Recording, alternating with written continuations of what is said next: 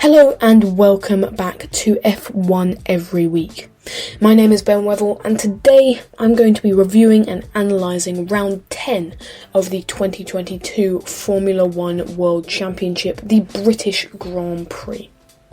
For anyone wondering why I wasn't here last week, it's because I was at the Goodwood Festival of Speed, and my personal highlights last Sunday were seeing George Russell blasting up the hill in the 2021 Mercedes, saying hello to Karun Chandhok, and getting up close to the beautifully Gulf-liveried McLaren 720S. That is sublime.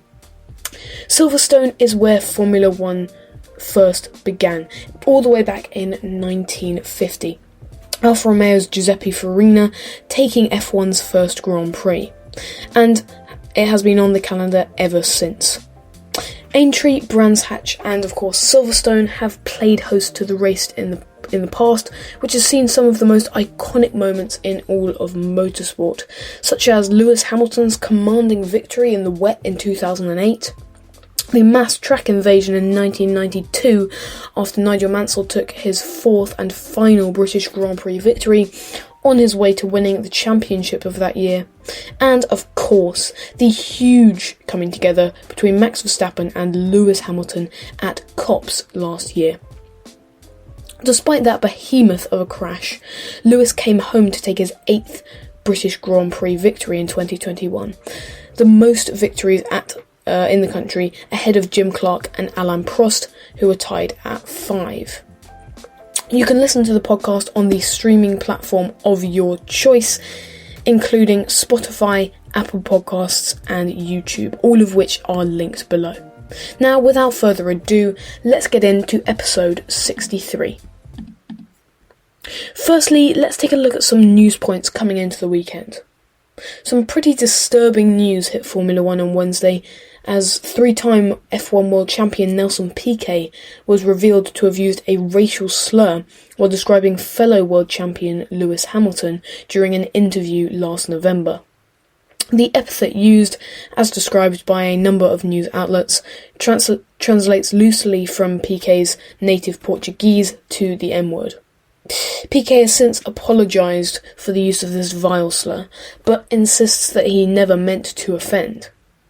Unsurprisingly, Lewis Hamilton has used this high-profile incident and converted it into a general issue surrounding the racism that still permeates all of Formula 1, citing last Thursday that the time has come for action. I'm in full agreement with Lewis here. This issue of racism in a sport which is claimed to be so progressive presents, once more, the hypocrisy of the individuals at its very centre, with F1 World Champion Max Verstappen condemning the comments, but also holding the double standard of describing these repugnant comments as definitely not racist. Even though Max is currently dating the daughter of Nelson Piquet, Kelly, describing this incident in such a way is very distasteful. And let's not forget that if the old men of Formula 1 somehow required yet another reminder of the pertinence of this issue, then they only need to look back a few weeks prior to the incident for yet more racism on display from deep inside motorsport, as Red Bull let go of current F2 driver for high-tech Yuri Vips, as he too used racial slurs while playing an online game. Lewis described the main issue perfectly in the press conference prior to the British Grand Prix on Thursday, blaming archaic mindsets for the continued prevalence of racism in Formula 1. Coming back to Piquet, it was further revealed on Friday that not only has Piquet used a racist slur while describing Hamilton, but also one of a homophobic nature. I was actually discussing these incidents with some friends earlier this week, and one of them wanted to play devil's advocate, defending Piquet's actions by suggesting that he is a product of the society in which he lives. For those who are unfamiliar with Brazilian politics and their culture in general, Brazil has seen an indiscriminate amount of violence towards the LGBTQ+ community, which is aided by the terrifying gang culture which is prevalent in all major cities in Brazil, induced by the huge drug culture due to the majority of neighbouring countries such as Colombia, or Peru, Venezuela, being trafficking hubs of the world. Furthermore, the borderline fascist Brazilian president Bolsonaro has been historically homophobic, describing the decision by the Brazilian High Court to criminalise homophobia in 2019 as completely wrong. So, could you argue that because Nelson Piquet has been brought up with these archaic mindsets, he should be excused? Well, in my opinion, definitely not. Unfortunately for Piquet, it is 2022. And these mindsets are simply unacceptable in a modern age. If he continues to hold this racism and this racist and homophobic ideology, which has been proven to be both morally and logically wrong, then, as Lewis Hamilton argues, he should not be given the agency with which to share these views, which could transfer the hate which Nelson is spewing to the younger generation. Just take Yuri Vips, inspiring another few decades of these outdated ideals. If Piquet is unwilling to change with the times, then he should not have the right to share his opinion. Back to the F1, and despite this incident, Lewis Hamilton had one of his best Friday sessions all season, with P2 in both Practice 1 and Practice 2, only behind his former teammate Bottas in the first sessions of the weekend, which saw some reasonably heavy rain. The final thing to note coming into the weekend was Pierre Gasly, who re-signed with AlphaTauri for 2023. The Frenchman's path to Red Bull has now been quite conclusively blocked by Sergio Perez, who will remain with the team until the end of 2024. But staying with AlphaTauri is somewhat surprising for me. Many assumed that Gasly would move into a midfield team next year, as a driver of his calibre should not stay at the Red Bull Junior team for the rest of his career. I have a theory as to why he may have decided to stay with the Italian team for next year. It's possible that Red Bull wished to put Yuri Vips in the AlphaTauri seat next year, displacing Gasly. Let's not forget that Yuri tested with Red Bull as recently as this year's Spanish Grand Prix, which could have been a precursor to a 2023 drive. But now that Yuri has been taken off the team, Gasly has taken the easy decision to re-sign, as there were no 2022 drives available. However, this is just speculation. Why do you think that Gasly is re-signed? And if you're listening via YouTube, then feel free to comment your ideas below. Now on to qualifying, and the rain came down with 10 minutes remaining in Q1. Max Verstappen setting the fastest time in the closing stages as the track began to somewhat dry out. He was over a second up on rival Charles Leclerc and looked very pacey in the damp conditions. Out in Q1 were both Aston Martins, who disappointed in front of their home crowd. Both Haas drivers, Haas seeing both teammates out of Q1 for only the second time this season, and Alex Albon, who complained afterwards about having to complete too many prep laps for being the reason why he was unable to make it past the first stage. Q2 saw a steady increase in rain, and the drivers who made it through were those who managed to get in a banker lap early on in the session. One of these drivers was Nicholas Latifi, who, thanks to the changeable weather conditions, managed to make Q3 for the first time in his career. What a goat. Social media was going absolutely wild after this one. But his success was at the expense of both AlphaTauri's Valtteri Bottas, who has now not made it into Q3 for 4 races running. He really needs to change something about the way he's driving in qualifying. Daniel Ricciardo, who's qualified 14th 4 times this season, another driver who really needs to improve.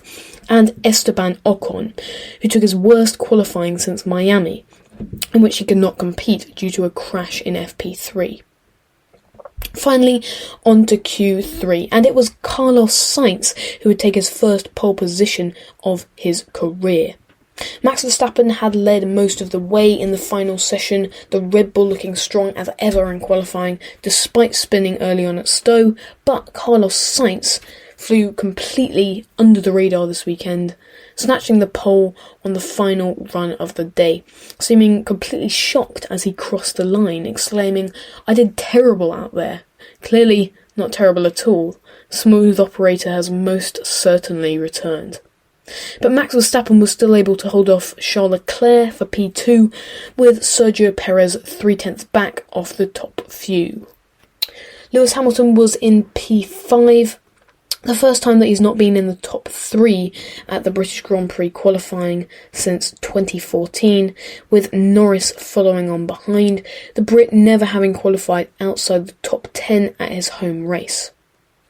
Alonso was 7th, a great result for him and Alpine, with Russell having a poor qualifying for the second weekend in a row in Mercedes in 8th alone.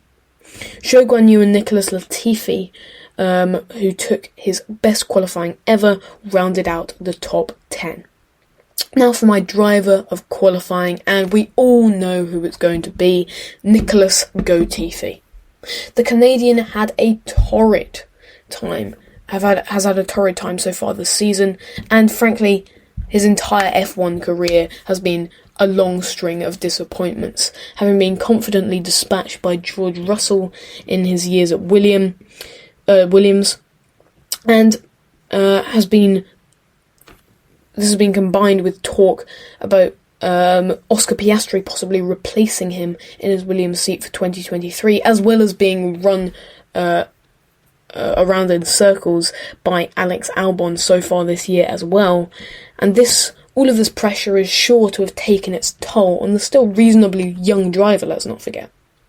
But this Q3 finish in the rain is sure to have been a massive confidence booster for Nicholas, and may even encourage the so far pointless driver this year to make something out of this season. Next for my team of qualifying, and it's Ferrari. Ferrari have looked good all weekend long, with Carlos Sainz having set the fastest time in FP2, and for the Spaniard to have secured his first pole in the sport was great news for both the team and his remote championship hopes this season. Furthermore, even though Leclerc will have been disappointed with only P3, he should be in a good position to challenge on Sunday. Finally, for the struggle of qualifying, and it's Daniel Ricciardo. The Aussie looked to be on for his first Q1 exit in England since 2017, as he was in the drop zone before the last runs of the quali session, in which he managed to nab P14 in the closing stages. However, 14th is where the Aussie would remain, as he could not make his early banker lap count, and was unable to do anything about the changeable conditions. These early exits are becoming all too common for Daniel, and if he wants to maintain his seat at McLaren for the years to come, then he has to improve his qualifying pace so that he can be in a better position to achieve the points on Sunday. He's only scored 13 so far this year. Now onto the Grand Prix itself, and it was Carlos Sainz who would convert his well-earned pole position into his first victory of his F1 career, at the 150th time of asking. Max Verstappen achieved a great jump on the Spanish driver at lights out, but none of it would matter, as there was a massive collision between George Russell and Zhou Guanyu. Here's what happened. Pierre Gasly saw an opportunity between George and Zhou, and Russell moved over to cover off the Frenchman, spinning into Guanyu and sending the Alfa Romeo upside down, and not into the tyre barriers, but over them and into the catchment fence. Had the car gone over the fence, it could have hit spectators. Watching the replays at home, this crash was absolutely shocking. In the league of the Grosjean crash in Bahrain 2020 and the massive shunt for Robert Kubica at the hairpin in the 2007 Canadian Grand Prix. Zhou, however, was thankfully able to walk away unscathed from the accident, but it could have been a very different story, which is shown by the Chinese driver not having stepped out of the car for some time after the accident. As this incident was happening in front, Sebastian Vettel ran into the back of Alex Albon at turn 1. The Thai driver making contact with Esteban Ocon as well, breaking the Frenchman's suspension. This all culminated in a lengthy red flag and marked the end of George Russell's top 5 streak after 9 rounds. The FIA decided to reset